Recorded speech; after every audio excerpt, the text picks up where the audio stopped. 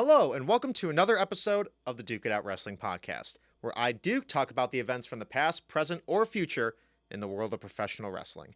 Now, with the Elimination Chamber pay-per-view coming up this weekend, I figured I should do another podcast since it was long overdue, and I think the last podcast I did was back in September after I went to All Out, so it has been long overdue, and I figured a pay-per-view prediction one would just be as easy as any other one, so I figured I should give my predictions for the 5 matches on the Elimination Chamber card this weekend, and I'm very excited for this pay-per-view, most especially for the Sami Zayn and Roman Reigns match like everyone else has been, because in all honesty, it's the best storyline that WWE has had in probably nearly 20 years. I've been invested with everything that they've been doing over the past 6 to 9 months, and I'm so fucking excited to see it finally hit a crescendo this Saturday at Elimination Chamber. I'm still wondering if Sami is going to win or not. I've been debating it so back and forth, and with that Cody promo on Raw, it just brought even more wonder to my brain, so I'm very excited to dig into that. But I will go into the other matches on the card first, and I will get into the most hype match for last. And the first match that I'll be talking about is Brock Lesnar versus Bobby Lashley. And for now, it's just a regular singles match. And in my opinion, I don't think this match is really going to be a match. It's going to be more so an angle to build up WrestleMania. I think it might get a good 5 minutes or something like that. But I think Bobby Lashley is going to outsmart Brock in some way. That Brock's going to get super pissed and then hit Lashley with a chair or something like that, and Brock will get himself disqualified, therefore letting Bobby Lashley get another victory over Brock Lesnar to then drive Brock more crazy and let him have an extreme match at WrestleMania. It could not go that route. I would be surprised if it was just a regular match and this is how they end the feud. I think that would be pretty funny, but I do think they're more so just going to keep building this up for Mania. And I think Bobby Lashley is going to get the win via DQ. So technically, I would have my prediction slot as Bobby Lashley regardless. But as a bonus, I think it's going to be by disqualification. And next, I will get into the women's chamber match. I will just look this up to make sure I don't forget about any of the competitors in here. We've got Asuka, Liv Morgan, Nikki Cross, Raquel Rodriguez, Natalya, and Carmella. And this is obviously number 1 contenders chamber match, and the winner will face Bianca Belair at WrestleMania for the Raw Women's Championship. Now, with this chamber, I can't see too many amazing spots happening here. Especially chamber matches have kind of slowed down over the past few years. I didn't enjoy either one of the ones from last year too much, and the year before that, I can hardly even remember it. I think, it was Bryan Danielson or Daniel Bryan. That one was pretty good, and then Drew McIntyre for then Miz to cash in. The chambers can either be really good or a little bit stale depending on the booking, and I think this booking can cause it to be a little more off-putting than some other chamber matches, but I really hope I'm proven wrong because they do have some amazing competitors in this match. Nikki Cross could do an awesome dive off the top of the cage. Raquel Rodriguez could show some awesome showings of dominance, and there are going to be a couple good things in there, but I think what's going to be very intense with this match, and I think the final 2 should be Asuka and Liv Morgan, because I do think regardless, they're the 2 most likely to win this match. And I did talk about this in my WrestleMania predictions video, that I do think Asuka should be the one to face Bianca Belair at WrestleMania. And my opinion on that still stands. Asuka has been one of my favorite wrestlers for years, and she's been doing incredible, and since this return. And I just think it's a singles match that I haven't seen on pay-per-view, and I think it'd be very entertaining. And especially with Charlotte and Rhea seeming to get a lot more focus for WrestleMania than the Raw Women's title, I think Bianca versus Asuka is pretty much the best match possible that you could have. And I think it would be very enjoyable. It would be cool if maybe there's like a screwy finish and maybe it becomes a triple threat with Asuka and Liv Morgan, or with Asuka and Carmella potentially. I don't think Carmella would have as much of a chance with that, but it would be pretty cool to see a kind of weird ending like that, since we haven't seen that in the chamber before, and since this match definitely has less build-up than the other Elimination Chamber match, so I think that'd be a pretty cool moment to see. And then after that, we've got the mixed tag team match with Edge and Beth Phoenix taking on Judgment Day's Finn Balor and Rhea Ripley, the winner of the Women's Royal Rumble. Now, I love Edge. I love Finn Balor. Love Rhea Ripley. Love Beth Phoenix. Love all these people. Edge is my favorite wrestler of all time.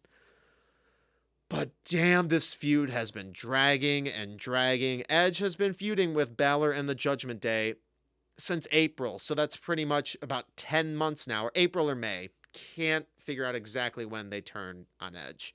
But I just think it's been starting to overrun its course.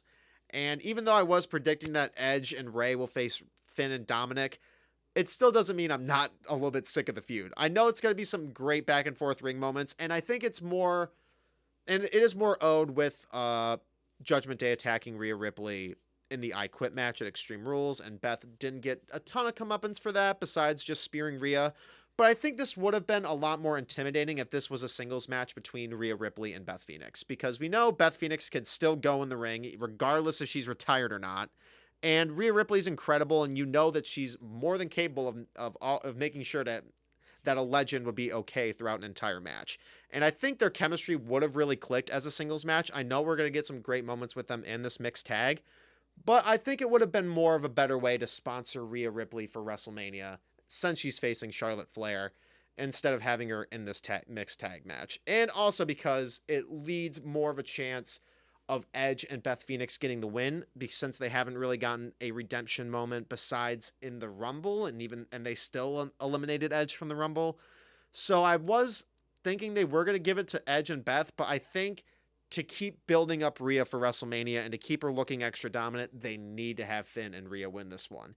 And it would bring more great heel heat for Judgment Day, and I think that is always a good thing. So Edge and Beth is a little more possible, but I'm still going to lead toward Finn Balor and Rhea Ripley because I trust Triple H on wanting to keep Rhea Ripley highly booked. So what else can you say?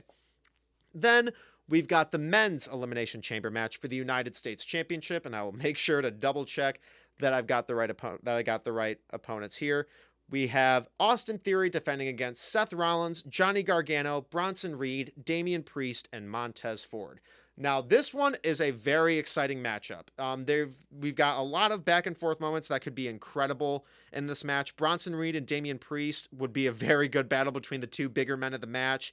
Montez Ford and Seth freaking Rollins could have some amazing back and forth moments together. I know they've had a couple of singles matches in the past, but I would just love to see more of them because their chemistry is really, really good. And I would love to see some callbacks with Austin Theory and Johnny Gargano from The Way in NXT. I think that would be really cool. And since this chamber match actually has a title on the line, and it's the first time that the U.S. title has ever been defended inside the chamber, it has a little more excitement going into it than the other one, in my opinion. But I'm excited for both matches, but I do think this one could be a little bit more intense, and I do think this one is a little bit more unpredictable. Because I was thinking for a while that Austin Theory was just going to retain and make him look dominant, and he'd face Cena at WrestleMania for the U.S. title. But a lot of people have been bringing up that Austin versus Cena should more than likely not be for the U.S. title, since Cena is obviously not going to be coming back to wrestling for a long period of time. So it does make more sense to have Theory lose the title here to build up for him versus Cena at WrestleMania as just a regular match. But as to who should win, I was at first thinking Montez Ford, since they were seeming to maybe build up him and Angelo Dawkins breaking up, even though they were doing that back in August and then kind of threw that away. But now it seems like they're starting to rehash it again, with Angelo maybe thinking Montez doesn't deserve the singles glory that he's going to be getting. So I think maybe we could get a moment like that between them in the chamber, and it could cost him. But I think Theory losing the title makes a lot of sense and probably should happen for WrestleMania. And this could just be the fanboy in me more so thinking this is going to happen, but I think Johnny Gargano should get the U.S. title. I think it would be an amazing moment. Johnny Gargano is one of my favorite wrestlers, and to see him get his first singles title in the main roster for WWE, it'd be an awesome moment. And to have it be in the Elimination Chamber would be another really cool factor to it. And to have Austin Theory and Johnny Gargano be the final two, they could tell some great storytelling and very back and forth moments, or maybe even Seth Rollins and Johnny Gargano, which that's a singles match I've been waiting to see for a very, very long time. So I'm very excited to see that interaction between them. But I do think Johnny Gargano is very likely. And Damian Priest, I think, also is the next one to really, as another possibility. So I think it's mainly Bronson Reed and why I just mentioned him. Why am I forgetting the name now? Yeah, of course, Seth Rollins. I think Rollins and Bronson Reed are the two least likely to win, and Theory has a good chance of retaining. Johnny has a good chance of winning the title, and Montez Ford has a good chance of winning the title, and Damian Priest. But I am going to more so go for Johnny Gargano.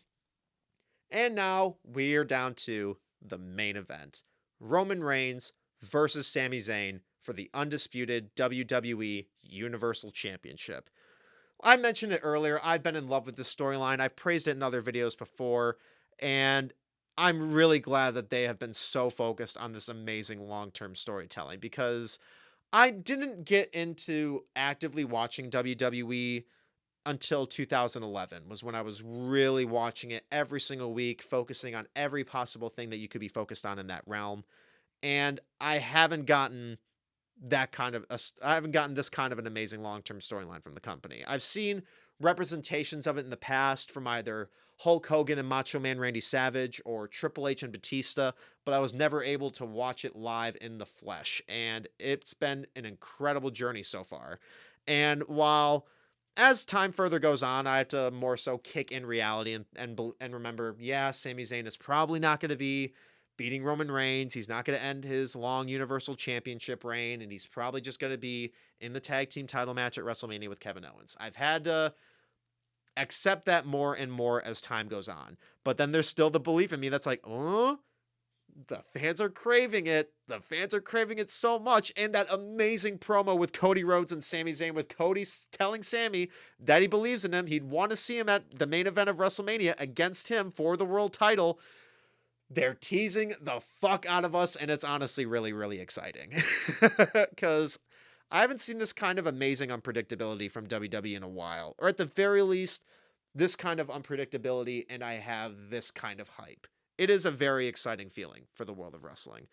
And I think the match is going to be insane. Since it's in Sami's hometown in Montreal, the crowd is going to go amazing for him. And if he comes out to the Worlds Apart theme, which Sami has admitted he is down to do, I would be very, very excited to see that.